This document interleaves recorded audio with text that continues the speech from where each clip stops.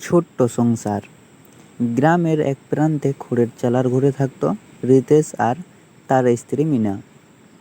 ছোট্ট সংসার, রোজগার কম, কিন্তু ভালোবাসায় ভরা। রিতেশ দিনমজুর কাজ করত, ভোরে মাঠে যায়, সন্ধ্যায় ফিরে আসে ঘামে ভেজা শরীর নিয়ে। মিনা সারাদিন ঘর সামলে উঠোনে কয়েকটা মুরগি আর কয়েকটা ছাগল পালত। তাদের একটাই স্বপ্ন ছিল, একদিন একটা পাকা ঘর বানাবে, যাতে বৃষ্টির জল আর ভেতরে না আসতে পারে। একদিন হঠাৎ রিতেশের হাতে বাড়তি কাজ এলো। এক জমিদার বাড়ির দেয়াল তুলতে গিয়ে অতিরিক্ত মজুর চাইল।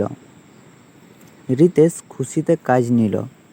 টানা 3 মাস কঠোর পরিশ্রমের পর হাতে এলো এক মুঠো বাড়তি টাকা।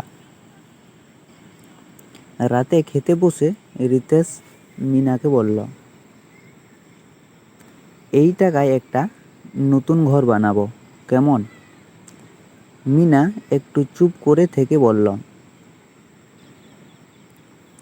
ঘর তো একদিন হবেই, কিন্তু পাশের বাচ্চাটা রেখার ছেলে কতদিন স্কুলে যেতে পারছে না বই না থাকার জন্য। টাকাটা ওর জন্য দিলে কেমন হয়?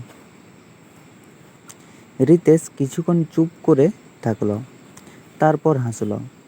তুমি যেমন বলবে তাই হবে। সংসার মানে তো শুধু আমাদের নয়, ওরাও তো আমাদের কেউ। পরদিন রিতেশ নিজে হাতে সেই ছেলেটার হাতে বই তুলে দিল। ছেলেটার চোখে ঝিলিক। রাতে মিনা উঠোনে বসে আকাশের দিকে তাকালো। খড়ের চাল ফুটো দিয়ে কয়েক ফোঁটা জল পড়ছে বৃষ্টির।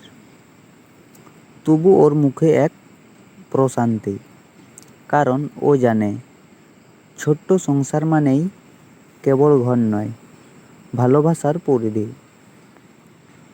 এই গল্প থেকে আমরা যা শিখতে পারি, ছোট্ট সংসার বড় হয় না টাকা দিয়ে, বড় হয় ভালোবাসা আর মানবতা দিয়ে।